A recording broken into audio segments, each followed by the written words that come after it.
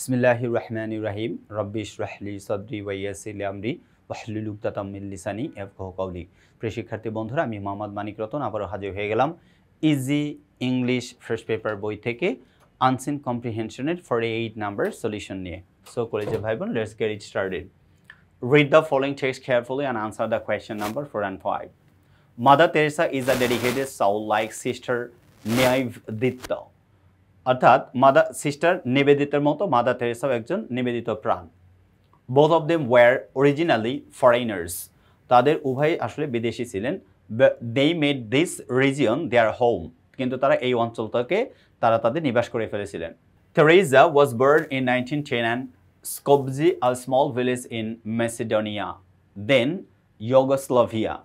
অর্থাৎ তেরেসেভা 1910 সালে মেসিডোনিয়ার তৎকালীন যুগোস্লোভিয়া একটি ছোট্ট গ্রাম স্কোপিয়াতে তেরেসা জন্মগ্রহণ করেন। Her birth name was Agnes. Agnes তার মানে জন্মগত নাম ছিল অ্যাগনেস। এট 18 বছর বয়সে she decided to become a nun. তিনি সন্ন্যাসী হওয়ার সিদ্ধান্ত নেন।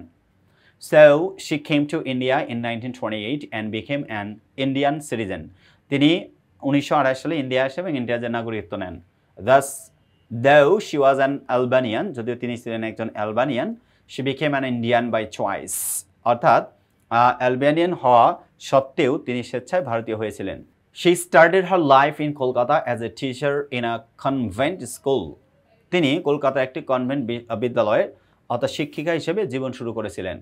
But soon, the mother in her cried for the suffering of the poor and the downtrodden. বলছে যে জীবন শুরু করেছেন তিনি, কিন্তু অচিরে গরিব এবং নিপীড়িত মানুষের দুঃখ দুর্দশা দেখে তার মাতৃহৃদয় কেঁদে ওঠে। হার নির্মল হৃদয় বলছে Kalighat became the shelter for the suffering people. কালীঘাটে তার নির্মল হৃদয় দুঃখী মানুষের আশ্রয়স্থল হয়ে ওঠে। Her activities have now spread all over the world. তার যে কর্মকাণ্ড, এই যে কার্যক্রম, এগুলো সমগ্র বিশ্বে ছড়িয়ে পড়ে। In 1979 সালে she was awarded the Nobel Peace Prize. তাকে নোবেল শান্তিতে পুরস্কার নোবেল প্রাইজ দেওয়া হয়। She was awarded the Bharat Ratna Award for the year 1980. 1980 সালে তাকে ভারতরত্ন উপাধিতে ভূষিত করা হয়। It was very surprising that even at a ripe old age she continued her selfless service for mankind irrespective of caste and creed. বলছে যে তিনি, এটা খুবই বিস্ময়কর ব্যাপার যে অত্যন্ত বৃদ্ধ বয়সেও তিনি ধর্ম বর্ণ নির্বিশেষে মানব জাতির জন্য নিবেদিতভাবে কাজ করে যান।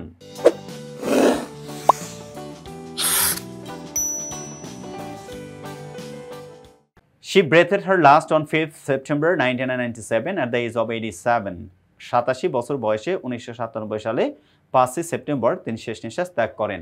এই ছিল হচ্ছে মাদার থেরেসা সম্পর্কে বিস্তারিত আলোচনা। এবার আমরা যাব আনসারে। ঠিক আছে, আনসারটাতে দেখেন 4-1 complete the table below with information from the above passage. উপরের প্যাসেজ থেকে ইনফরমেশন দিয়ে শূন্যস্থানগুলো পূরণ করতে হবে। ওকে, ফাইন। দেওয়া আছে 1 নম্বরে দেখেন, mother Theresa birth time at Skopje in Macedonia in 1910. কত সালে? in 1910 সাল। Mother Theresa in 1928 to be a nun, ইচ্ছা পোষণ করেন বা সিদ্ধান্ত নেন, অর্থাৎ ডিসাইডেড। তিনি কি করেন? সিদ্ধান্ত নিয়েছিলেন, তার মানে ডিসাইডেড, তিনি সিদ্ধান্ত নিয়েছিলেন নান হওয়ার, সন্ন্যাসিনী হওয়ার। Dash was founded by Mother Teresa at Kalighat in India. Nirmal Hriday, এটা উপরে একদম স্পেসিফিকলি লেখা আছে, এটা হচ্ছে নির্মল হৃদয়। কি স্থাপন করেন? নির্মল হৃদয়, তার নির্মল হৃদয় স্থাপন করেন। ওকে, ফাইন। এরপরে mother Theresa was awarded Nobel prize কত সালে দেন? ইন 1979। ইন 1979 কিসের জন্য? ফর পিস, শান্তিতে নোবেল পুরস্কার পান। শান্তিতে তিনি কি পান? নোবেল পুরস্কার পান। এই ছিল হচ্ছে মাদার থেরেসার যে গল্প, সেই গল্পের প্রথম ইনফরমেশন ট্রান্সফার, তার আনসার। আমরা পরেরটা দেখব 2 number, complete the table below with information from the above passage. একই কথা, aim serving the helpless people irrespective of caste and creed. Social contribution, তার এস্টাবলিশিং নির্মল হৃদয়, তার মানে নির্মল হৃদয় এটা হচ্ছে তার সামাজিক কন্ট্রিবিউশন।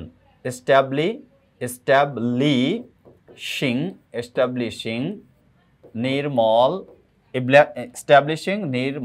হৃদয়, অর্থাৎ তিনি নির্মল হৃদয় প্রতিষ্ঠা করেন। Who, what, event, when, place, reason, award. Mother Teresa birth when, তার মানে 10-এ জন্মগ্রহণ করেন। 19 এখানে কোনো ইন ব্যবহার করেন না, 2টা সালে আমরা ব্যবহার করব না। 19 and 10 at Skopje in Macedonia. She dash 1928, অর্থাৎ সিদ্ধান্ত নেন কি করবেন। 1928 তিনি আসেন, ইভেন্টটা came to India,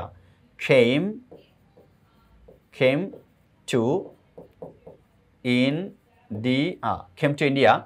তারপরে রিজনটাকে টু বি আ নান, তার উদ্দেশ্য কি ছিল, টু বি আ নান, অর্থাৎ তিনি সন্ন্যাসিনী হতে চেয়েছেন। She achieved 1979 for piece Nobel prize, এটা হবে হচ্ছে